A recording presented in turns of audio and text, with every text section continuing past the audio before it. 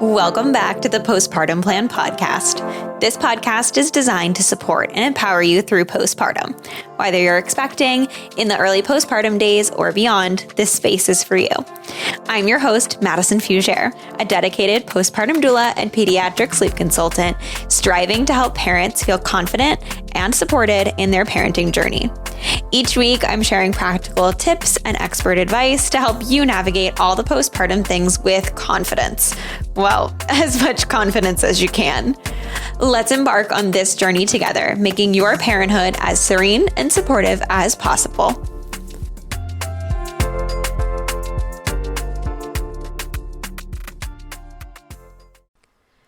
Joanna is a pediatric nurse, certified lactation consultant, certified postpartum doula, certified CPR and first aid instructor, and a prenatal instructor. She's a mom of 2 little boys who enjoy keeping her on her toes, and the beach is her favorite place to relax and clear her mind. I am so excited to tackle today's topic. So thank you so much for joining me. Thank you for having me. We were kind of just chatting a little bit about, kind of what alleyways to go down when it comes to chatting about autism and helping kiddos get diagnosis and all of that jazz. And I think that it's such a huge topic. And so I'm excited to kind of tackle that young stage and what to look for and all of those types of things with you. So do you want to give the listeners like a little bit of information on you, who you are, and then we'll kind of dive into the topic? Sure. My name is Joanna. I am the owner of Side by Side Postpartum Care. I am a pediatric nurse, a certified postpartum doula. I do autism pathways. I teach CPR, first aid, and I pregnant prepared courses, babysitting classes. I love everything about postpartum. I love everything to help navigate parents along the autism journey. I have a 4-year-old autistic son that has led me to my course of the autism pathways. And it is actually a really hard journey to follow along, especially like by yourselves as parents. You meet with a lot of doctors and then they're like, here's your path, here's your journey, and good luck. And then you kind of just get thrown out into the community by yourself. Right. So with that, I kind of just like gained a whole bunch of knowledge, figured out what services we had in the area and what we have to offer families and the kiddos. And I kind of just went from there. I love that. I think that's so, with really any diagnosis, but especially with something like this, I feel like it could probably feel so isolating if you didn't have those resources and communities. And so for doctors to probably say like, yep, this is what's going on, like, here you go, and throw you to the wolves is probably like the most overwhelming thing. And then to kind of have to go through that process personally while also trying to probably keep it together so your kiddo isn't like too overwhelmed either, and then also trying to, I'm sure there's got to be, and you might be able to touch upon it, like a little bit of like a grieving process, because you obviously want what's best for your kid and you want to make sure that like they're okay, so now they're having a little bit of a different life and a different path, right? So that sounds like a lot of like emotions all kind of like bundled up together. Yeah, exactly. It's funny because you like, as a parent, you kind of hide that grieving process, right? Yeah. But yeah, that's one of the first stages. You grieve what you thought your life would be like. There's a poem, I can't even remember it off the top of my head. I'll have to look it up, but I read it often. It was it's called The Journey to Poland, I believe. Okay. And it's about, in the poem, if any newer parents, any disability are listening to this, read it. It's about how you get pregnant and you just dream about the perfect pregnancy, and then you have your baby, and then you just have your perfect little baby. And everyone around you is talking about the perfect little baby. And this perfect little baby is called Italy, let's say. And everyone is taking pictures of Italy and going to Italy. And then your train stops and you found out you're going to Poland. Well, you didn't plan on going to Poland. I have goosebumps when I say this. You didn't plan on going to Poland, but Poland may be different. And Poland might not have been where you thought you were going to end up. But if you stop and you take a breath, you can realize that Poland is just as beautiful as Italy. And Poland still has beautiful flowers and beautiful buildings. It may be slower paced than Italy. It may have different sources than Italy, but Poland is just as beautiful as Italy. And that poem is something that got me through that grieving process.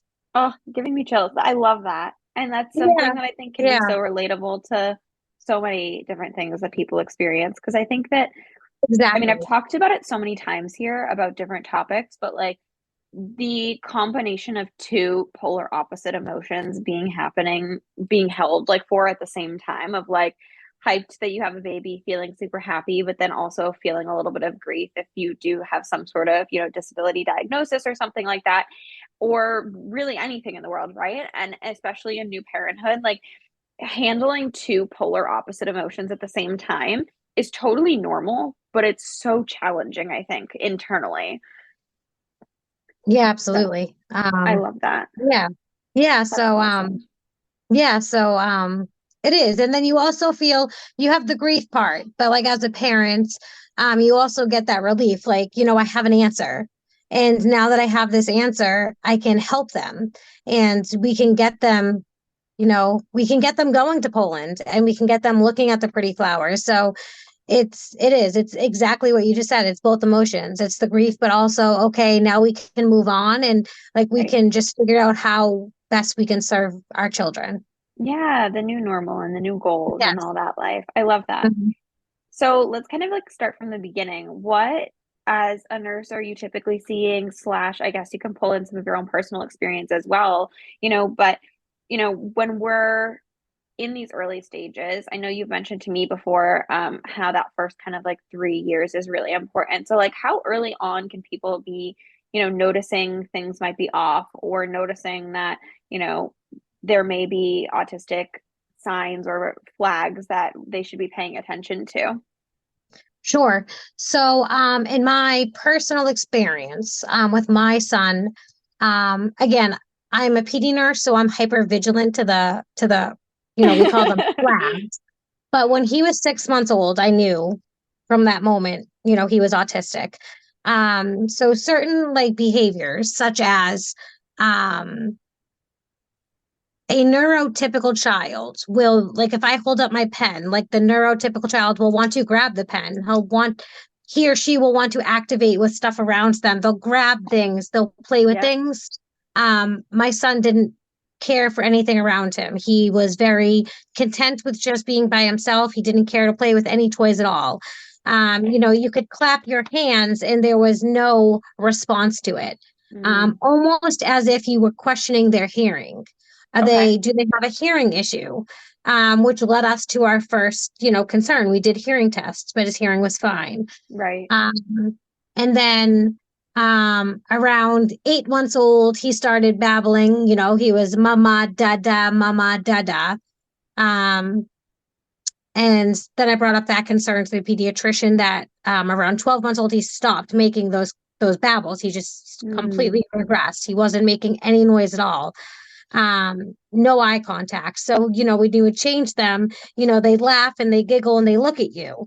And then we went from, interactions. And then when you would change him, he just would stare at a wall.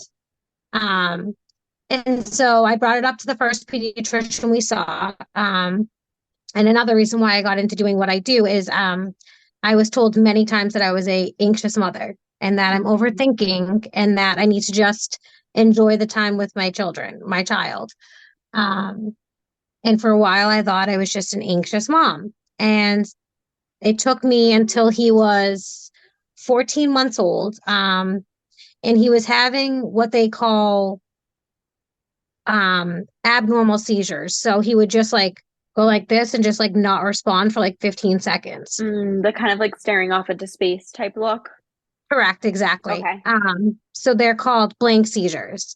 Mm, And I would record them and I would show the pediatrician, and the pediatrician's like, oh, he's just tired. And I'm like, no, I'm pretty sure this is a seizure. Like, he's not responsive. His eyes are not responding. They're not blinking. There's nothing there. And then he started choking on his food, which would be sensory tactile. And all this is all under 14 months. So he ended up having like a longer seizure, which I would call them, and we ended up at Children's.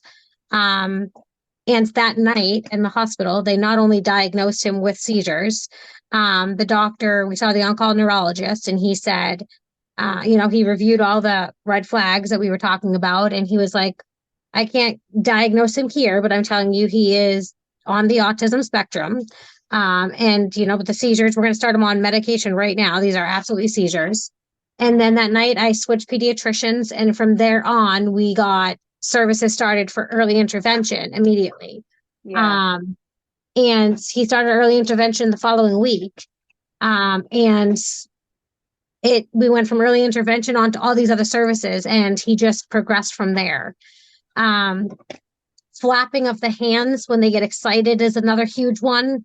And he jumps up and down like he used to jump a lot. I sign a lot because we used to do that all the time when he was little. So he jumped, he flapped, and they toe walk often. Loss of speech when they were talking. And those from 15 months to 6 months, those were the ones that I saw that are most common, especially as a parent that went through it. But also in like a developmental milestone marks as well. I think that that's just also such a true sign that like trust your gut, right? Like you were in the medical field, so like yeah, you had some background to it, and I think a lot of the times parents are like, "Oh, well, I have no idea. Like I'm just, comparing to another kiddo, maybe they were advanced or, I mean, this goes for so many things, right? But trust your gut, and then like so many times, yeah, doctors, pediatricians, they're going to say like, "Oh no, you're being, hypervigilant, you're being an anxious mom, you're being, you're thinking too much of it." And I think that that just truly shows like, yeah, if you're feeling like something's wrong, like there's nothing wrong with getting a second opinion. And or even like reaching out to somebody who maybe has gone through what you think your child is going through and kind of pick their brain and be like, do you think I'm being crazy? Like that kind of could be helpful to have someone to understand too. Correct. Exactly. And now, like when I talk to parents like all the time, and I'll have a mom call and she's like, she'll be in tears and she's like, I know I sound crazy right now. And I know like, I'm like, probably like, and I'm like, you're not crazy. You're not anxious. You're a mother. So like, because like, unfortunately, that's what society has led.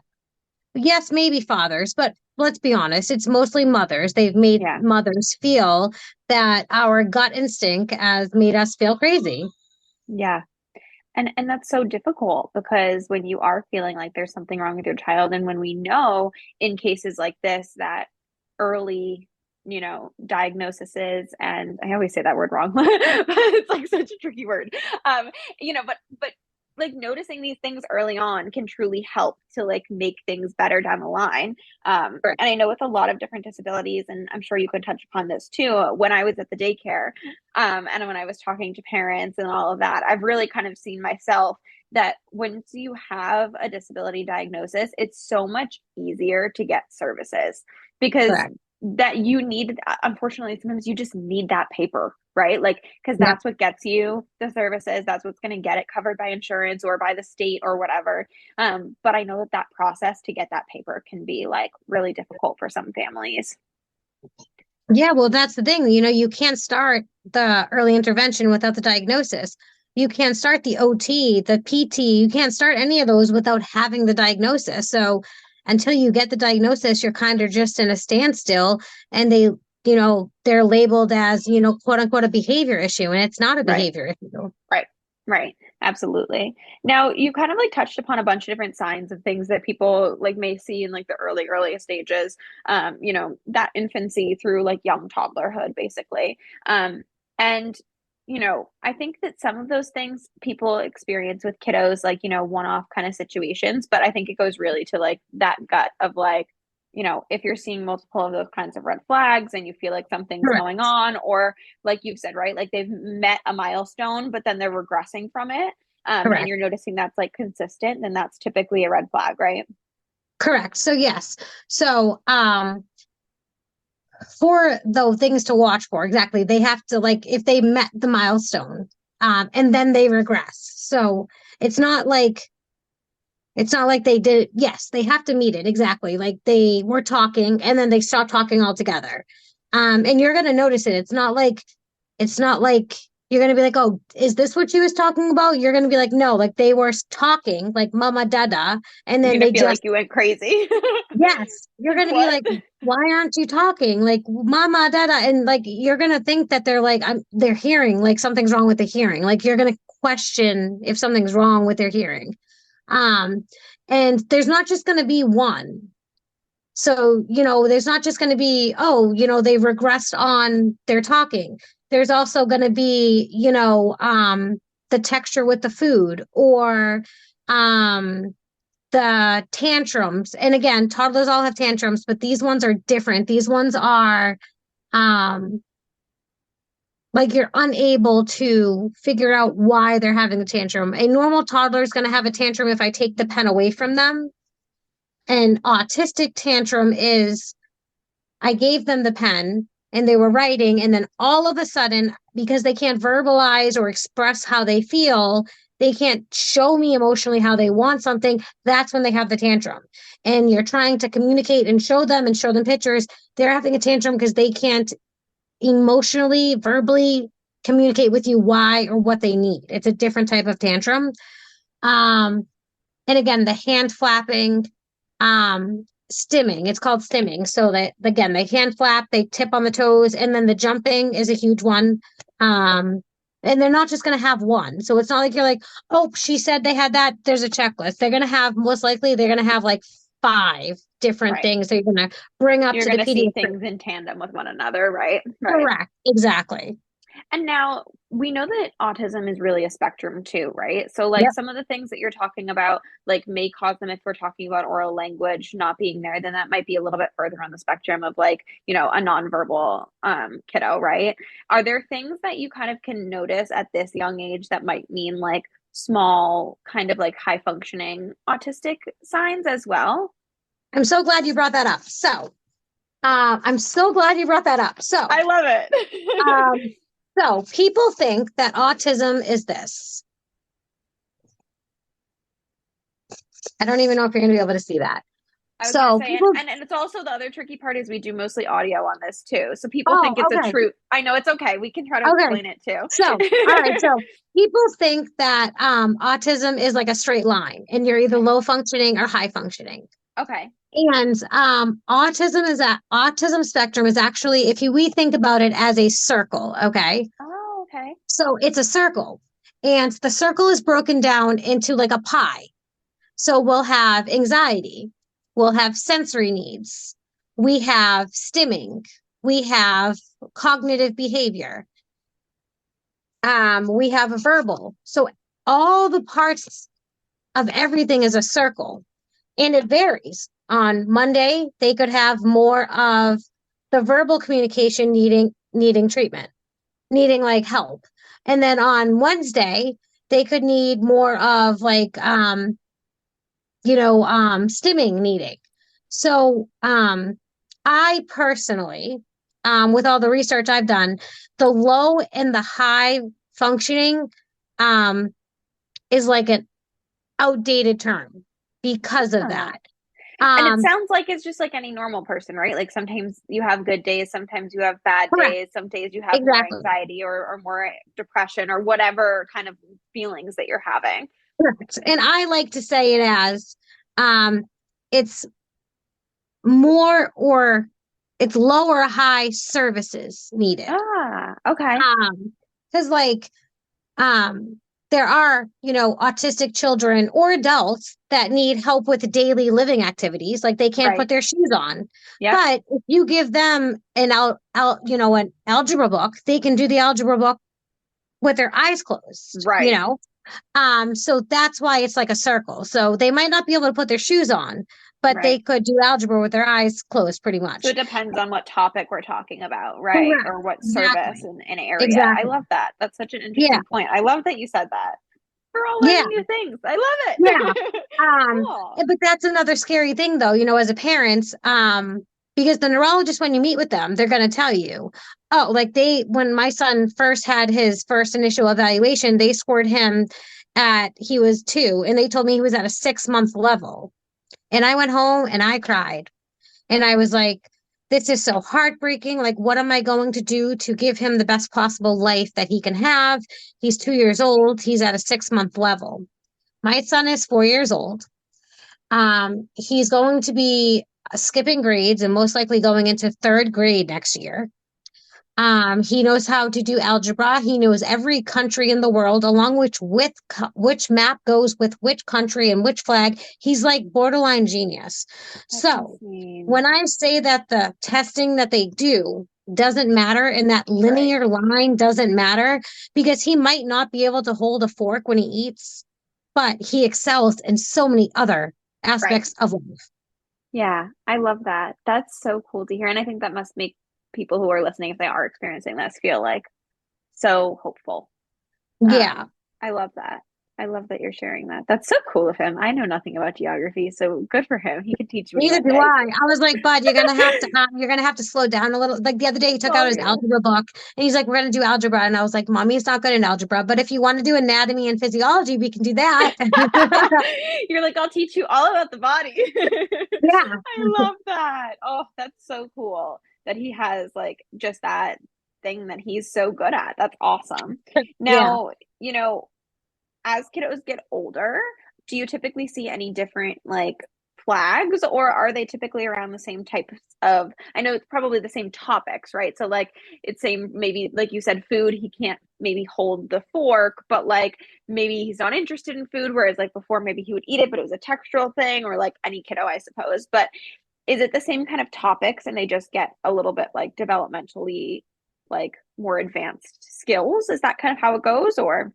So, if they, go on misdiagnosed, it gets different as they get older. If I have a 6-year-old that's misdiagnosed, they're probably going to end up having what we call behavioral issues at school. And then what's going to happen is they're questioning, like a behavior tantrum. And then you look further into it and you're like, well, they're acting out because they don't even understand the information that's giving to them. Right. And they can't verbalize that. Or you have a kid that's getting up in the middle of the class and walking in a circle, and they're like, you can't disrupt the class. Is this ADHD? And you look further into it, and then you're like, well, why is he biting on at the end of his pencil so much? And they're like, oh, it's ADHD. And you're like, no, he's stimming. And he's getting up and he's walking in a circle. And then the mom's like, well, he's having a hard time coming home and he can't focus on his homework. Well, it's because he doesn't understand the material, because he wasn't focusing on the information. So a lot of those kiddos are misdiagnosed as ADHD. I was going to say, does that happen often? Yeah. I think you're a little younger than I am, but when I was in school, a lot of the class clowns were those were the misdiagnosed autistic children. And, looking back now, it makes me kind of sad, because the teachers were like, you need to sit down. You just need to listen. And it's like, if we had the educational tools we have now, like those kiddos didn't just have to be told to sit down and just listen. So, behavior around 6 or 8, it's like a behavioral thing. They're trying to act out because they need help. Yep. And then at the older you get, they do what they call as masking. Yeah. So I'm sure some of the listeners has heard of it. So they mask because they learn that their behavior isn't acceptable in the environment. I feel like I've heard a lot of adults around like our ages, like now on social media being like, I'm having this realization that like I'm probably autistic and I have autistic tendencies, or I've just been masking them for some odd years and I had no idea. So, that's so interesting. So they just kind of get used to like playing another role, right? Yeah. So they do what they think they have to do to fit into society as a norm. So, they will go home at night and stim. A lot of them will like go in their bedroom, read a book and rock back and forth because that makes them feel better. They will, a lot of them will like take the pens, or like, if like a lot of kids in school, when they're like doing this with their face with their pens, it's a stim. A lot of people will hum. Like there's certain stims that they can't do in the average world because that's what the masks have taught them. So they do it in their own comfort of their own home. And there's a lot of social media nowadays that is like, oh my goodness, I've been masking for 20 years. I didn't even know I was doing this. and then they get home from work and they're in the comfort of their home, and then they can just finally be themselves. Right. And I'm glad it's coming to surface, because it creates such an anxiety for adults that Right. have to live like that. Right. And a Because you lot of them should probably be able don't to do it. realize it truly is what it is Correct. either. Now, Correct. this is kind of like totally off of, our typical like, postpartum topic, but with those types of things, are there like do you know how, like, statistically, do we know what percentage of people have autistic tendencies or diagnoses or things like that? And do we know if, like, these adults that are feeling like they might have this are, is it just tendencies, or are we really truly feeling like they all have like diagnoses now? I feel like it's so common to be seeing these on, like, maybe it's just my page. No, But it's more common now because the science is behind it. You know, I it was it was it was like kept in the dark before, because of 40 years ago, if you were diagnosed with autism, you were put into like a special school, and you stayed there. So it was people so weren't coming out. isolating. Yeah. Yeah, you weren't coming out and saying, well, I have this, because why would you, right? But now we're seeing that pretty much if you talk to anyone, they're going to have some sort of point on the spectrum at some point. You're on the linear line. We all are somewhere. I think Okay. that's such a point. Like, I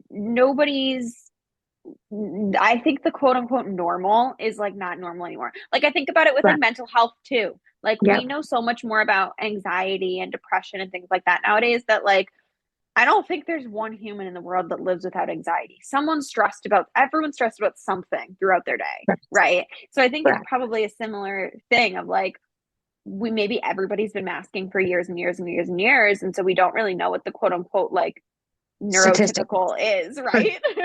Correct. Exactly. Yeah. I mean, the new statistic now is like 1 in 5 boys are autistic. I believe it's 1 in 5 and 1 in 7 girls, if off the top of my head, I believe. And it also, supposedly runs in families.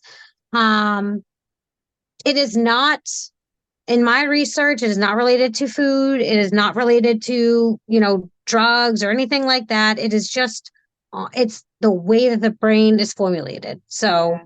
it's just the wiring of the brain. Very interesting. So let's dive to the next part of this. So we get a diagnosis and then we can finally get services, right? So like, what types of services are out there? I know some listeners are in like the Massachusetts area, some aren't. So I mean, we can get kind of specific if there's specific ones that you really want to call out, but as a whole, just kind of, what types of service providers exist. And Sure. because I think, people know about like PT, OT, things like that. But I know there's so much more to it that I think people don't realize exist. Absolutely. So, OT is huge part. I know it's very common, whatever, but OT is huge. Physical therapy is huge. Speech therapy. Mm-hmm.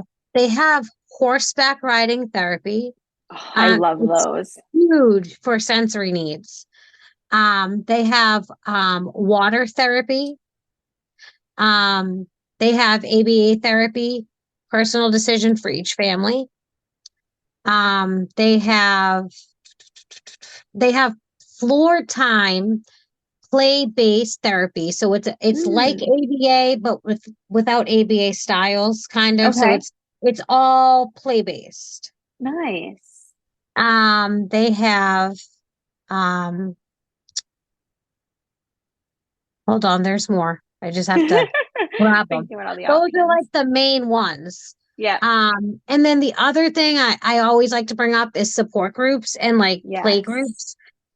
Because the other part of being autistic is the socialization part.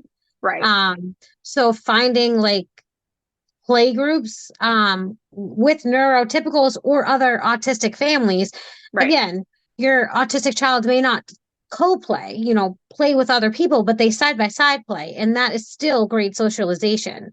Right. So always finding play groups or support, finding people in your local community that, you can meet up at the park. And, you know, it's not always fun going to the park because it is sometimes stressful, like more stressful than the average family. Most of the time Yeah. I leave crying, but you put the effort in, you try, and that's how it goes. Yeah. Um, I know a lot of so people have like struggled to kind of like go out in the world when they have like autistic children. And I know that I remember seeing in my community at one point something on one of the local mom groups about, I think it was like Autism Speaks that was putting it on, or some sort of like parenting group. They like had rented out a restaurant for one night, and they were doing like sensory friendly restaurant one night. And so like I know a lot of people on there were super excited to see that, because they were like, I never go out to eat because we right. don't know how it's going to go, or the lights are Yeah. going to be too dark or too bright, or the music's really loud, or the food isn't something my kid will eat. And so I know for a lot of them, like they were doing that. I think at one point it was like once a month. I think it was pre-COVID. I don't know if they went back to it again, but I think that was something that people really enjoyed because Yeah. you were around others. And I think that's like similar to like new parents, right? Like you don't want Yes. to go by Yes. yourself, you find a group of people.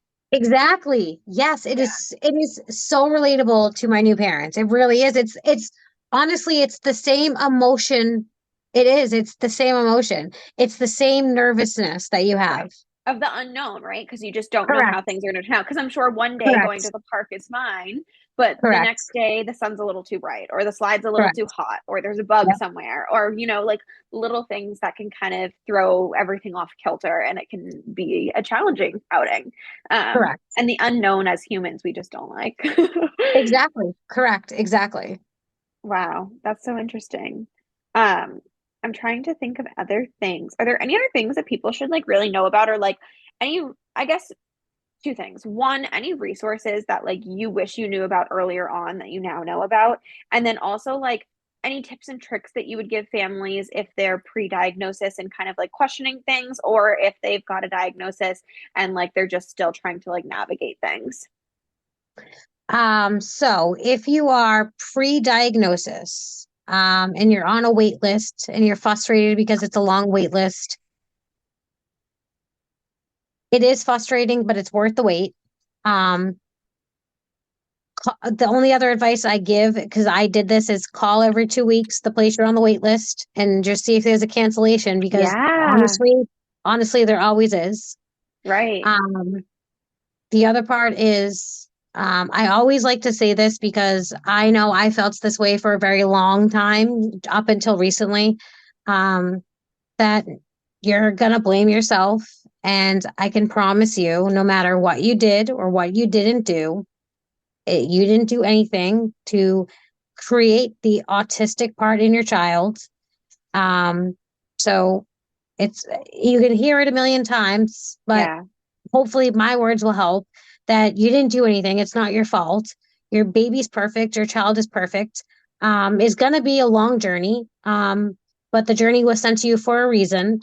And I promise you that one day it will get brighter. I'm at the brighter side right now, and it's been a long, rocky 4 years. But every day when he looks at me and he's verbal, now, and he tells me, "Mama, I love you," it is the oh, best. It's the best. And there are days now where I'm like, I just could melt. And we waited patiently, but even if you never get the words, the way that they look at you just know. So it's yeah, worth it. I love that. Um, and if you are second guessing yourself and the first pediatrician is telling you nothing's wrong and your mom gut is telling you something is wrong, but you feel crazy, I'm telling you to go get a second opinion. Don't question yourself. You are probably right. And second opinions can't hurt. I love that. That's such a good thing. Oh, you gave me chills multiple times. Thank you for all the information. I feel like Yeah, this is helpful for people, that maybe are wondering if their kiddo needs to get some supports, or, yeah, people who maybe are after all of it. And also for any professionals listening to learn a little bit more. I feel like you gave me lots of information today too. So I appreciate it. yay, good. I'm glad. Thank you for joining me. Thank you for having me. Thank you so much for tuning into the Postpartum Plan podcast. I hope that today's episode brought you support, relatability, and valuable insight. Remember, you're not alone on this journey. If you enjoyed the show, please subscribe and leave a review and share with any of your prenatal and postpartum friends and family. Your feedback helps us reach more parents seeking support. And if you're looking for additional resources, please feel free to connect via Instagram at Serene Moments Doula for constant information, tips, and tricks, or check out my website, www.serenemomentsdoula.com. See you next week.